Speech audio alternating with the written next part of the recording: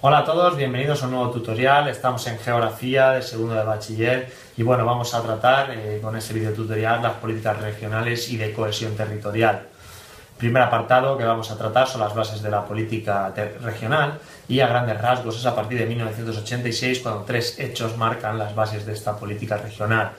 En primer lugar, el principio de solidaridad, establecido por la Constitución de 1978.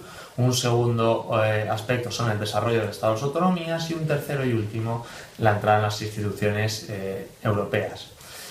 En cuanto a otro de los apartados, que es el que se corresponde con la política regional y de cohesión de la Unión Europea entre los años 2014 a 2020, con unos objetivos, ¿no?, la política regional europea. Entre estos tenemos algunos, como por ejemplo invertir en el crecimiento y el empleo en todas las regiones europeas para conseguir esa convergencia entre ellas. Otros, como por ejemplo el fomento de la cooperación territorial europea.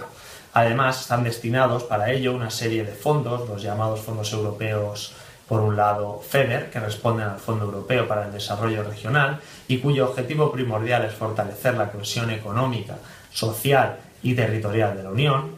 Se inspira en los 11 objetivos temáticos prioritarios, sobre todo en la innovación, en la investigación, en las TIC, en el apoyo a las pymes y una economía basada en el bajo consumo en carbón o hipocarbónica.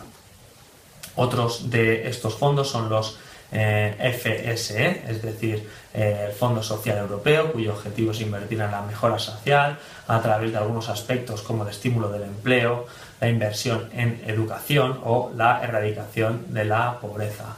El tercero en discordia sería el Fondo de Cohesión. Este es de carácter nacional y es percibido por todos aquellos estados con un PIB inferior al 90% de la media comunitaria, con el propósito de reducir las diferencias socioeconómicas europeas y sobre todo también fomentar un desarrollo sostenible y respetuoso con el medio ambiente. Otro de los aspectos que queremos reseñar es la categorización de las regiones europeas que reciben fondos. Estos están categorizados, ¿no?, por aquellas regiones menos dinámicas, con un PIB per cápita menor al 75% de la media europea, aquellas regiones que se encuentran en un periodo de transición con un PIB per cápita entre el 75 y el 90% del PIB medio europeo, y aquellas regiones más dinámicas con un PIB superior al 90% del medio de la Unión Europea. Por último, dentro de este apartado tenemos las regiones llamadas ultraperiféricas, caso de Canarias, o incluso las septentrionales y poco pobladas que reciben una dotación adicional. Pues bien, ¿cuáles son las repercusiones de la política regional europea entre las naciones que componen la Unión? Tenemos aspectos como por ejemplo la cesión de la soberanía, es decir, la Unión Europea dirige este tipo de políticas regionales para su desarrollo y decide si son compatibles o no en el marco de una política comunitaria común para el desarrollo regional.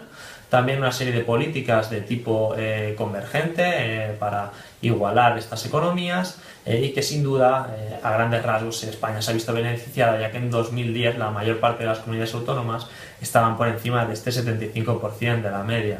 Además, otros de los aspectos que intenta llevar a cabo son la reducción de los desequilibrios interterritoriales, es decir, aquellas regiones menos dinámicas concentran las ayudas y se equiparan al resto de regiones, tanto españolas como europeas. También otro punto muy interesante para destacar es la política regional y de cohesión territorial del Estado y los objetivos de esta política de cohesión estatal. Estamos ya hablando a nivel nacional. Por lo tanto, tal y como especifica la Constitución Española de 1978, el equilibrio territorial debe ser una de las metas del Estado autonómico y para ello se establecen una serie de objetivos de cohesión estatal que se invocan a través de los siguientes puntos. Tenemos el desarrollo de las regiones, paliar los desequilibrios territoriales y fomentar y potencializar, ¿no?, el propio de cada una de estas regiones. ¿Cuáles son los instrumentos que vamos a utilizar para esta política de cohesión estatal y que van a ser de gran importancia? Bueno, son algunos como por ejemplo incentivos regionales, la promoción del empleo y la consolidación del tejido productivo, mediante las zonas que se agrupan, como anteriormente hemos visto, en 3 categorías, dependiendo del PIB respecto a Europa de cada una de ellas. Y las ayudas, por otro lado, son concedidas en ciertos sectores, ¿no? Proyectos según una norma, requisitos, modernización de equipamiento, material, instalaciones, etcétera, etcétera. Para ello existen una serie de fondos, ¿no?, para la convergencia regional que tenemos que tener en cuenta a la hora de estudiar este apartado. Tenemos también el Fondo de Compensación Interterritorial, que es un instrumento que se enmarca dentro del artículo 158.2 de la Constitución, por el cual se hace efectivo el llamado principio de solidaridad ya invocado anteriormente en este tema, y en un principio todas las comunidades autónomas fueron beneficiarias de dicho fondo.